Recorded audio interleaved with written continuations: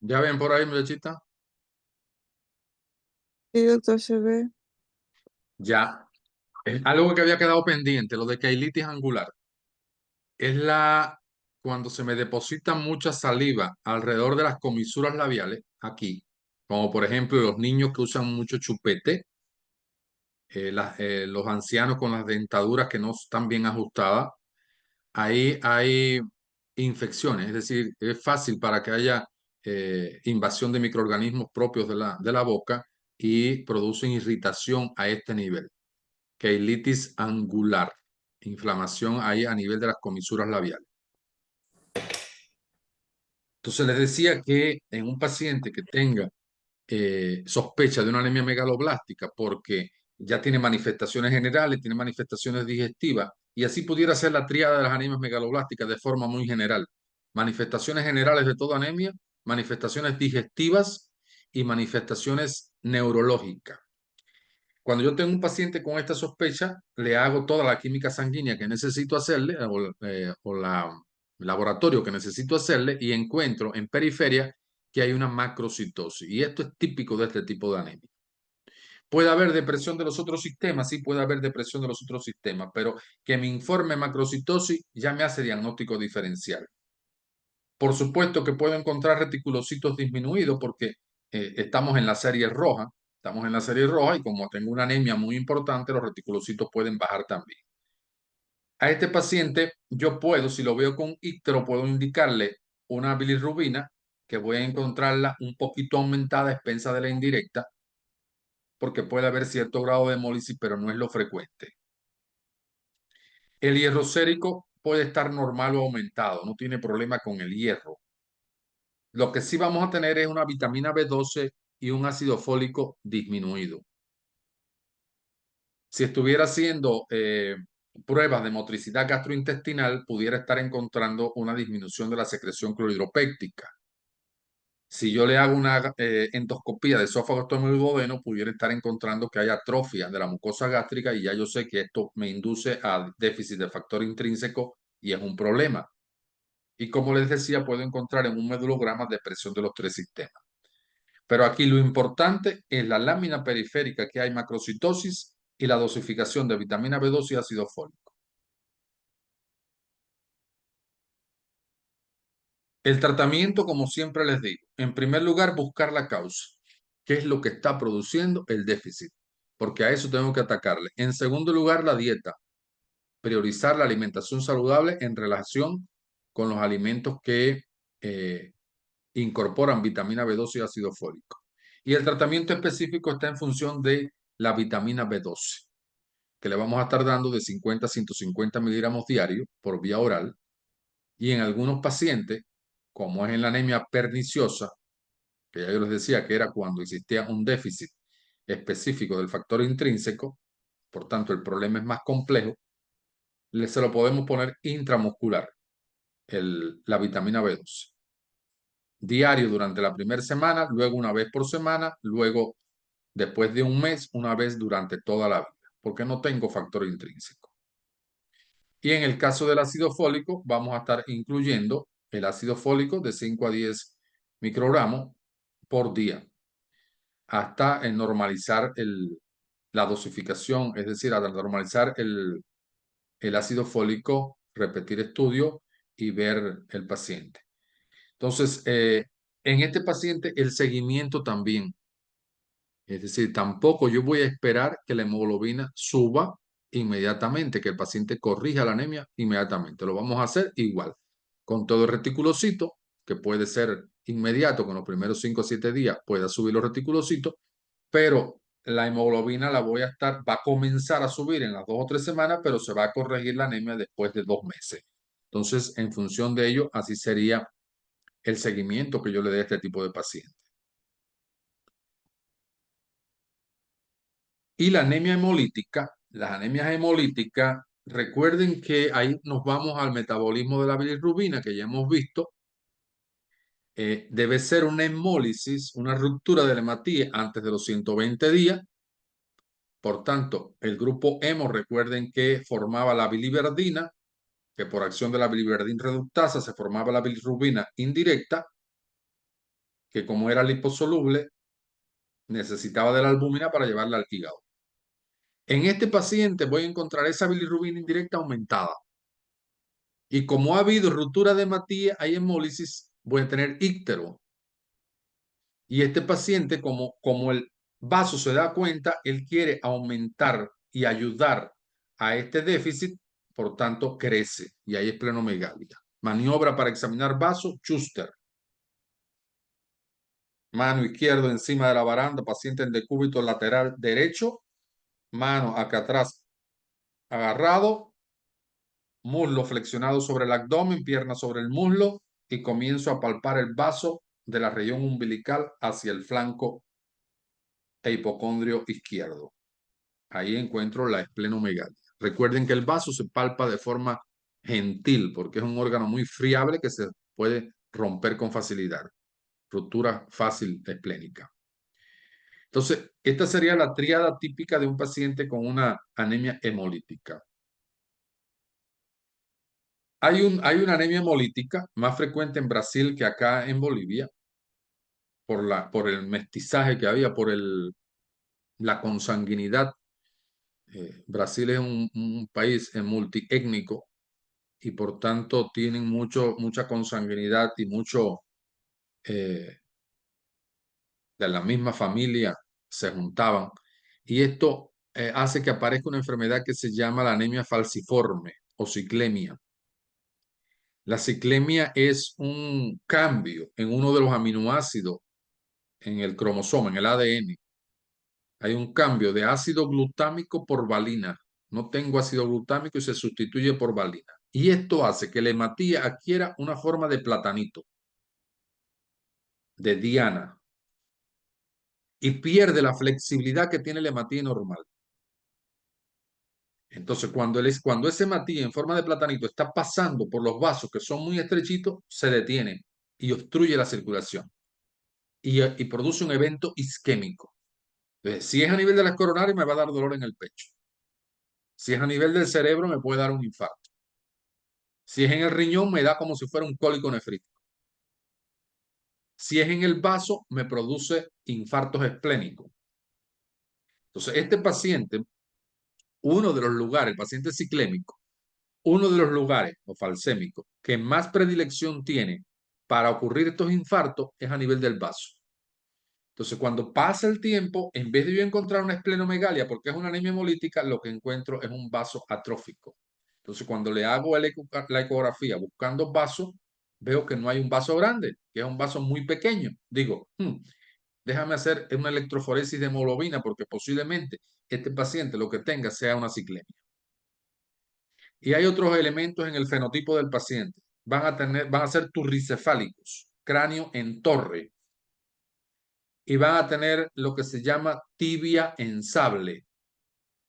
Van a tener una tibia un poco curviada, tibia en sable. Entonces, esto también van a ser morenitos muchas veces, y ya se recoge la historia de venir con cuadros dolorosos en diferentes lugares. Puede ser luego a nivel de las articulaciones, cuadros dolorosos en diferentes lugares. Entonces, cuando yo tengo un paciente con una sospecha de una anemia hemolítica, voy a buscar enseguida la bilirrubina porque es la que me va a estar orientando sobre el posible diagnóstico.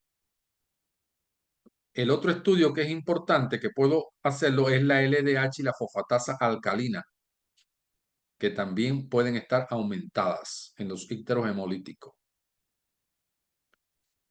El resto de los exámenes, hemoglobina, hematocrito, que va a estar bajo, una actoglobina, que puede estar disminuida porque en realidad tengo disminución del número de hematí, y esta es una proteína de transporte.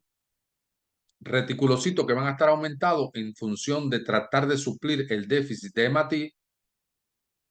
Y en estos casos, aquí se le pone no existe coluria, y esto es importante para hacer diagnóstico diferencial, porque yo sé que en los ícteros obstructivos, recuerden que esto es un íctero hemolítico y el íctero hemolítico es un íctero flavínico, pero cuando yo tengo un íctero obstruyendo vías biliares, me da un íctero verdínico, me da coluria y me da acolia. Entonces, por eso en este paciente ponemos este detalle.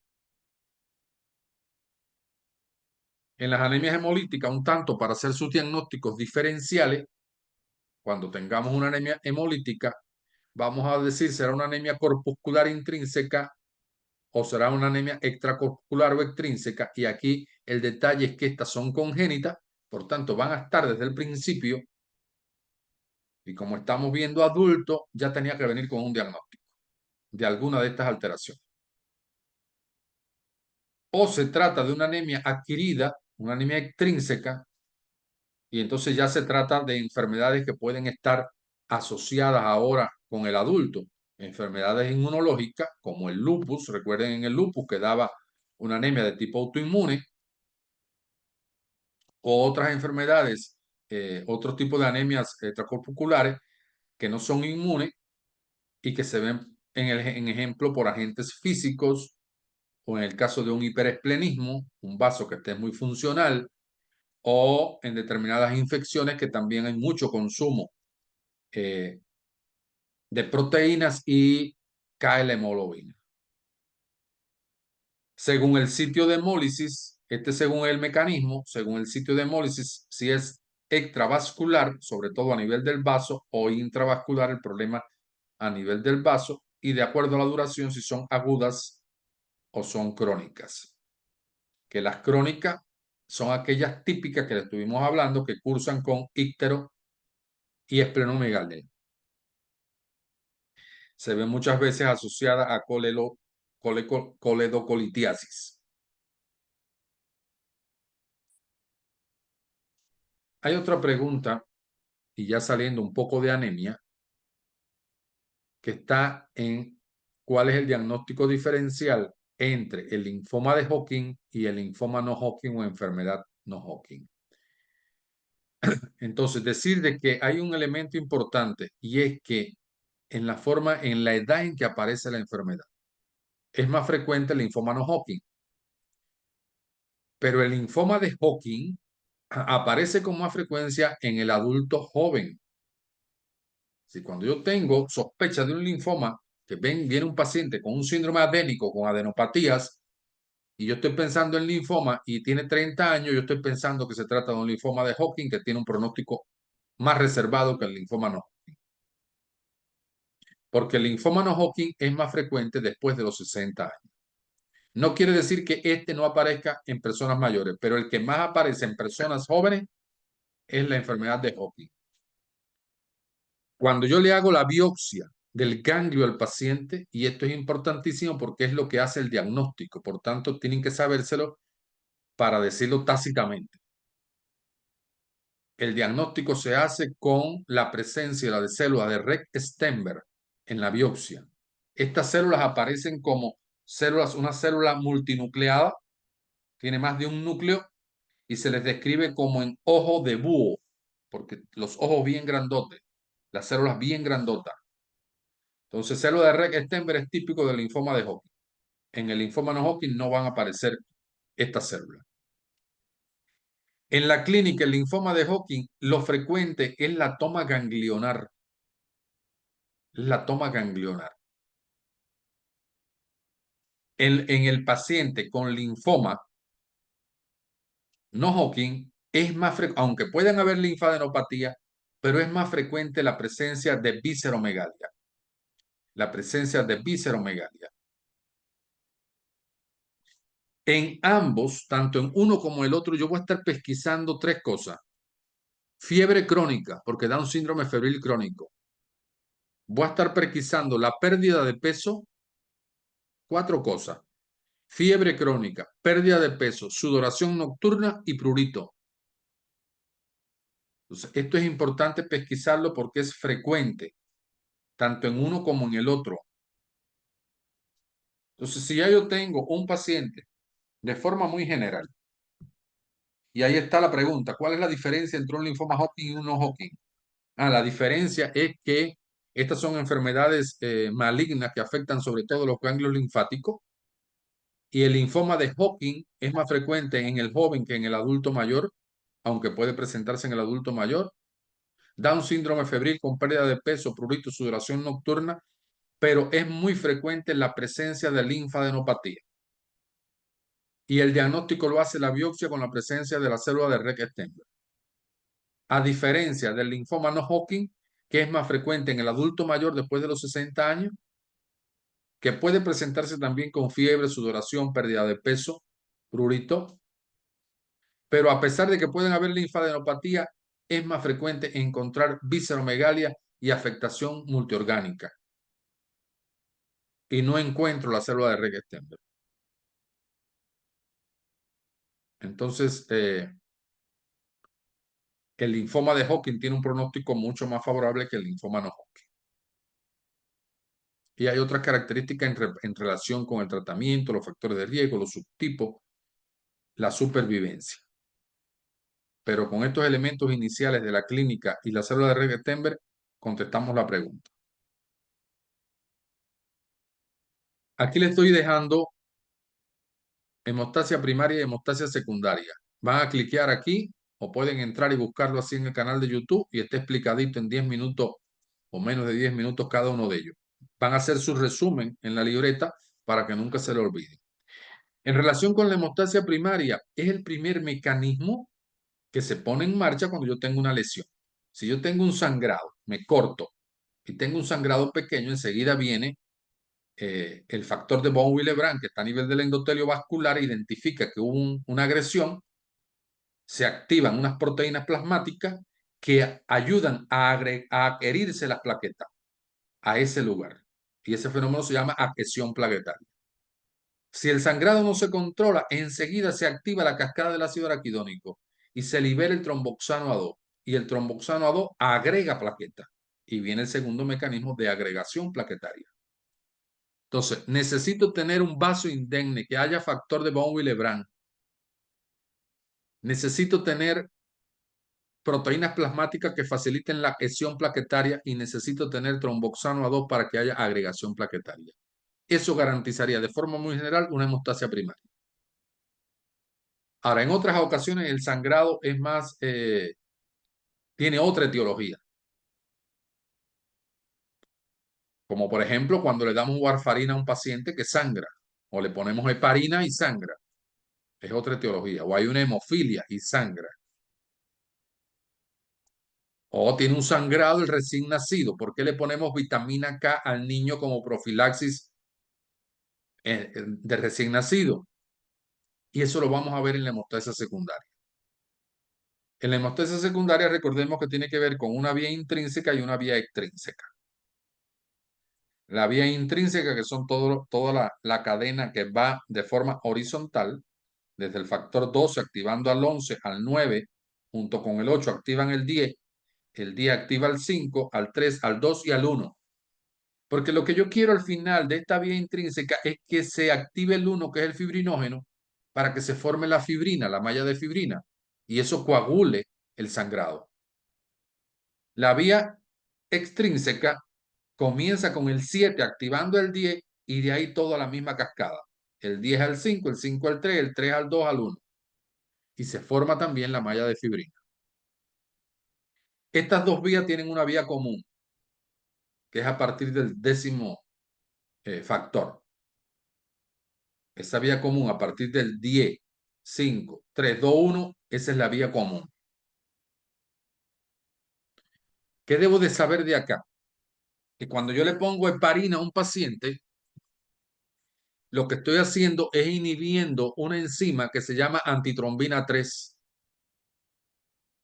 Entonces, no permito que la protrombina actúe sobre la trombina para que forme el fibrinógeno y esta la fibrina. Y la sangre entonces queda bien liquidita. ¿Qué necesito saber también?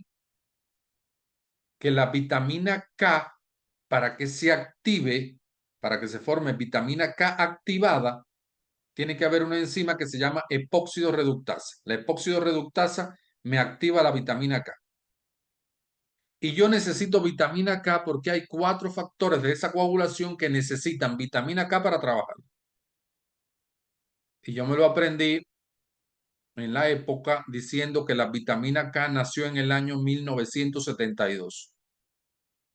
Entonces son el factor 2, el 7, el 9 y el 10. Son los factores K dependientes.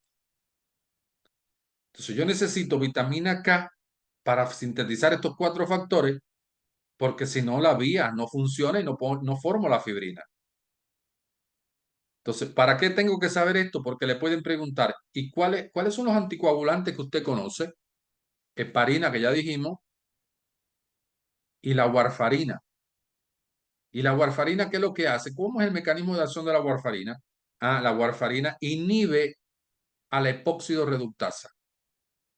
Entonces, si me inhibe la epóxido reductasa, no formo vitamina K activada. Y si no tengo vitamina K activada, no tengo los 4 factores esos activos. Y si no los tengo activos, no formo fibrina. Y eso es lo que yo quiero cuando doy un anticoagulante, que no se forme la fibrina para que la sangre esté bien líquida, por así decir. Entonces, revisen esos 2 videitos que están didácticos, pueden hacer su esquema y se los aprenden para toda la vida porque se lo pueden estar preguntando no solo ahora en examen de grado. Y por último, han preguntado los valores normales del coagulograma. Aquí se los dejo. Esto no queda más remedio que aprenderlo de memoria.